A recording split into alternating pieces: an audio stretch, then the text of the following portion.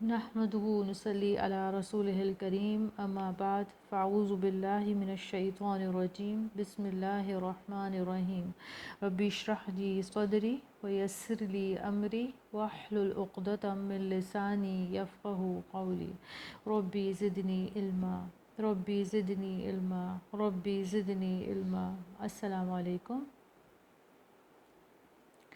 آج انشاءاللہ تعالی ہم ان قوموں کا ذکر پڑھیں گے جن کا قرآن میں ذکر ہے اور جو اللہ تعالیٰ نے جن کو کلی طور پر جو ہے وہ تباہ و برباد کر دیا۔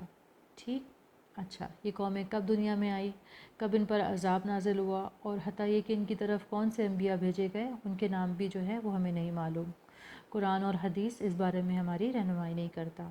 ٹھیک، لیکن ان کا ذکر ہم پڑھیں گے کیونکہ قرآن میں جو ہے ان قوموں کا ہمیں جو ہے وہ ذکر ملتا ہے، اور جتنی تعلیم قرآن نے ہمیں اس بارے میں بتا دی انشاءاللہ تعالی ہم اس کو دیکھنے کی کوشش کریں گے۔ پلس کچھ مفسرین نے اپنی رائے دی ہے، انشاءاللہ تعالی ہم اس کو بھی دیکھیں گے۔ ٹھیک، اچھا، ایک چیز فور شیور ہے کہ یہ حضرت موسیٰ علیہ السلام سے پہلے کی قومیں تھی۔ اچھا، اس بارے میں ہمیں کیسے ہم کہہ سکتے ہیں، اس بارے میں جو ہے سورہ قصص آیت نمبر 43 ہمیں گائیڈ کرتی ہے۔ وہ کیا ہے؟ وَلَقَدْ آتَيْنَا مُوسَى الْكِتَابَ مِن بَعْدِ مَا أَهْلَكْنَا الْقُرُونَ الْأُولَى، اور ہم نے پہلی امتوں کے ہلاک کرنے کے بعد موسیٰ کو کتاب دی۔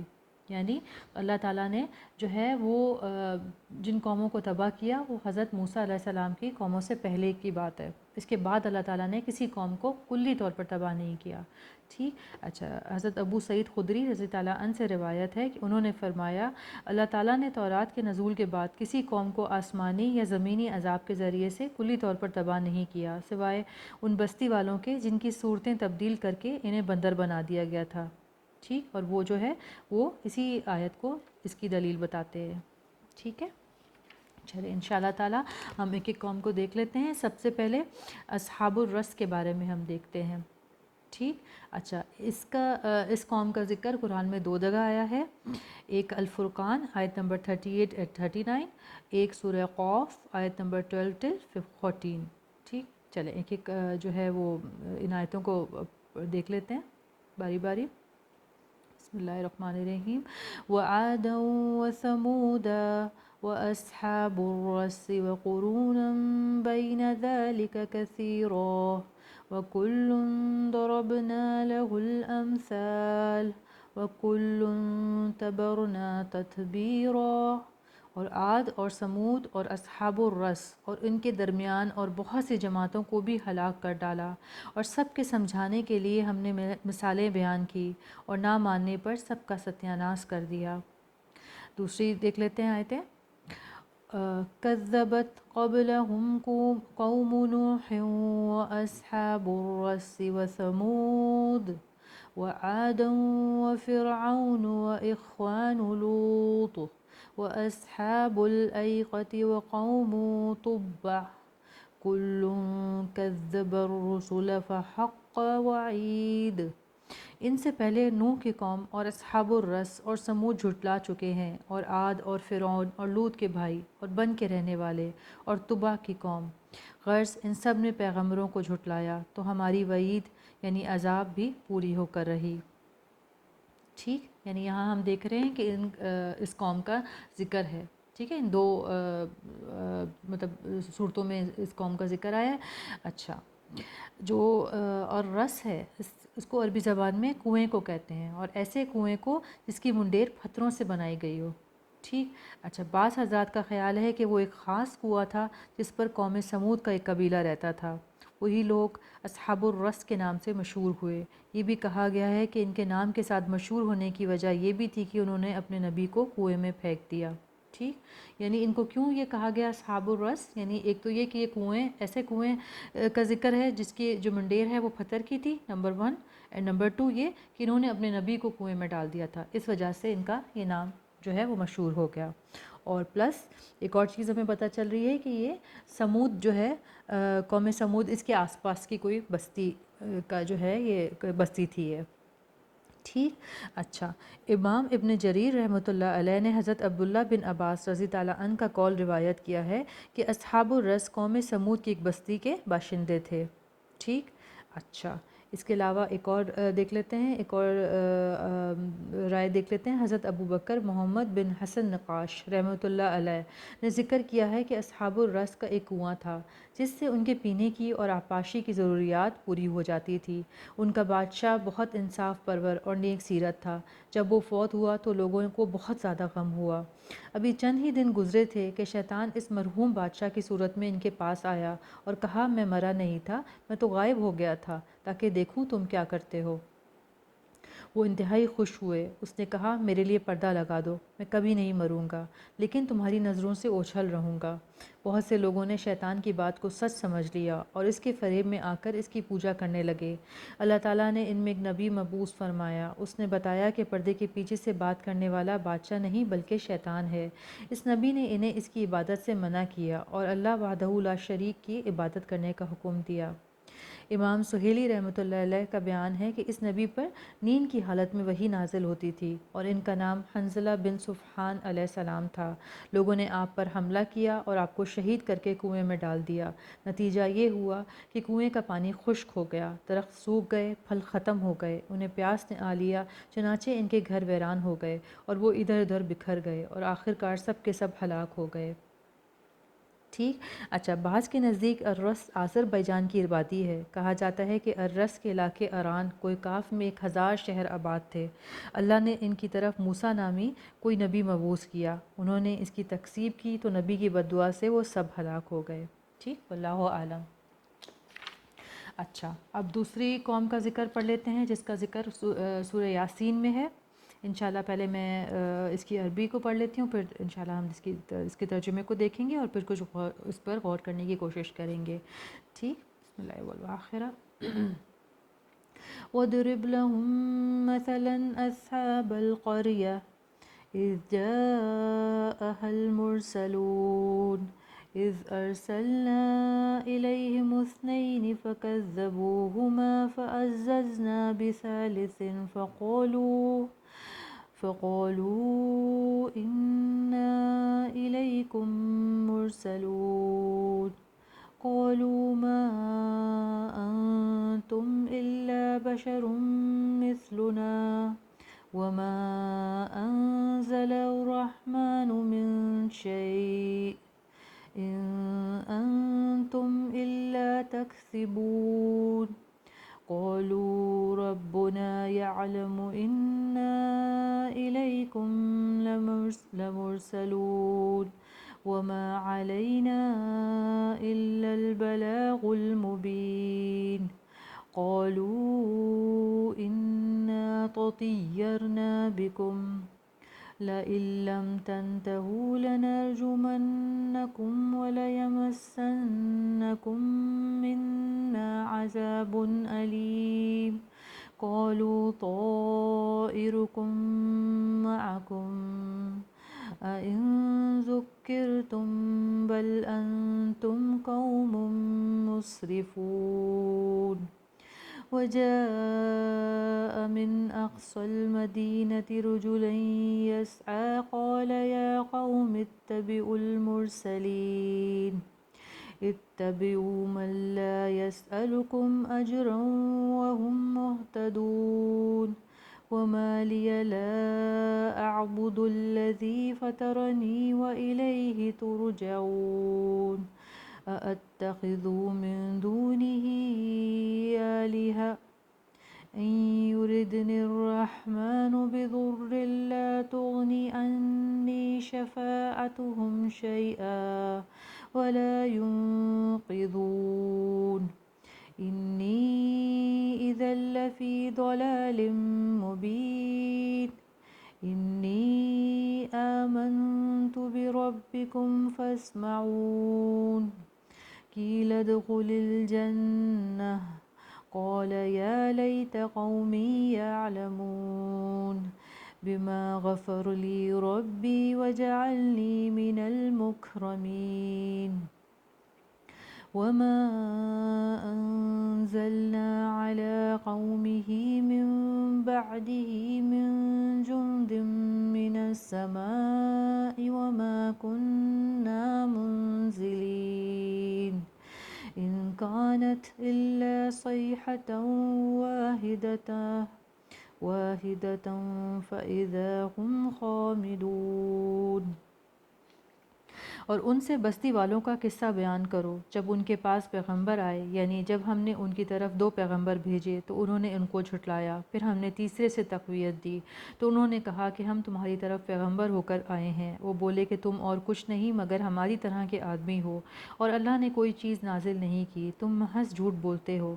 انہوں نے کہا کہ ہمارا پروردگار جانتا ہے کہ ہم تمہاری طرف پیغام دے کر بھیجے گئے ہیں، اور ہمارے ذمے تو صاف صاف پہنچا دینا ہے اور بس۔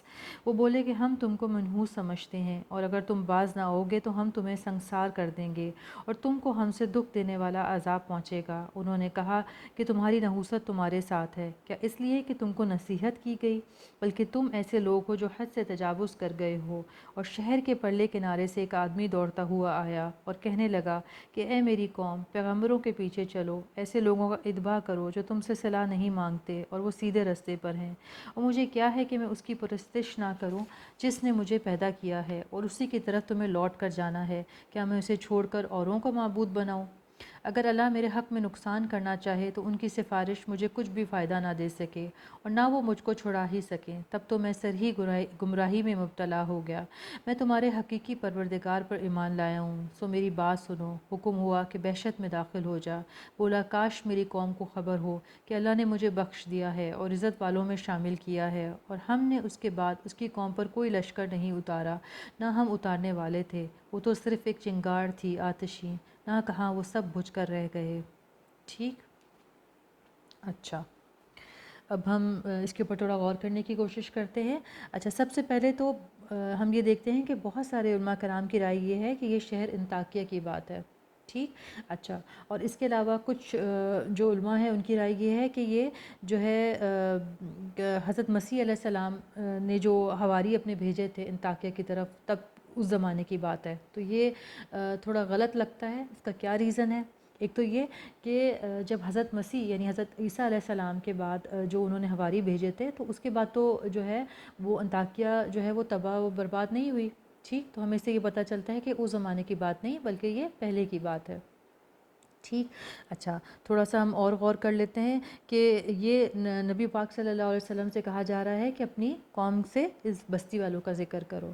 ٹھیک، تو ایک طرف کیا ہے کہ اللہ تعالیٰ جو ہے وہ حضرت حضور صلی اللہ علیہ وسلم کی تربیت کے لیے بھی جو ہے وہ اس قوم کا ذکر فرما رہے ہیں کہ کس طرح جو ہے جس طرح آج جو ہے یہ قوم آپ کو جو ہے وہ جھٹلا رہی ہے، اس طرح پچھلی قوموں کو بھی جو ہے جو انبیاء بھیجے گئے ان قوموں نے ان انبیاء کو جو ہے وہ جھٹلایا، یعنی ایک نہیں، 2 نہیں بلکہ 3 پیغمبر ایک قوم کی طرف بھیجے، اس کے باوجود انہوں نے ان کو جھٹلایا۔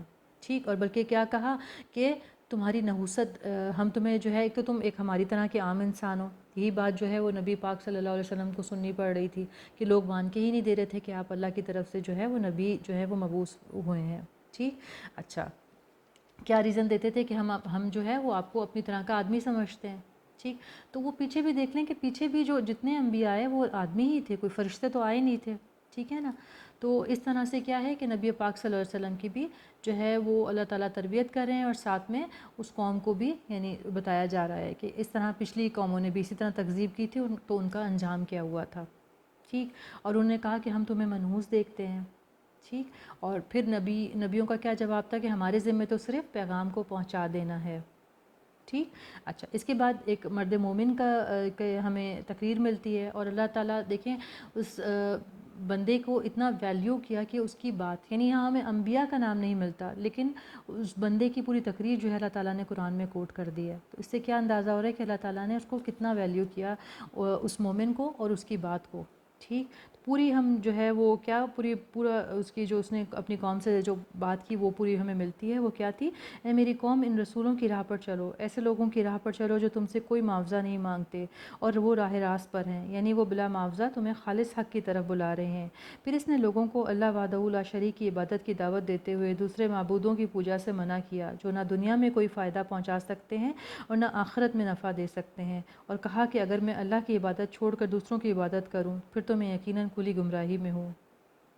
ٹھیک، اچھا، یعنی ایک تو ہم یہ دیکھ رہے ہیں کہ اللہ تعالیٰ نے اس کا ذکر کیا، اور اس کی ہم جرات کو بھی دیکھ رہے ہیں کہ کتنا جو ہے یہ شخص ڈرا نہیں، اور اس نے آ کے جو ہے لوگوں کے سامنے اپنے ایمان کا ذکر کر دیا، ٹھیک، اور پھر لوگوں نے اس کے ساتھ کیا کیا، اس کو شہید کر دیا، اور اللہ تعالیٰ نے اسے وحشت میں داخل کر دیا۔ ان آیتوں سے ہمیں یہی چیز جو ہے وہ پتہ چل رہی ہے، ٹھیک۔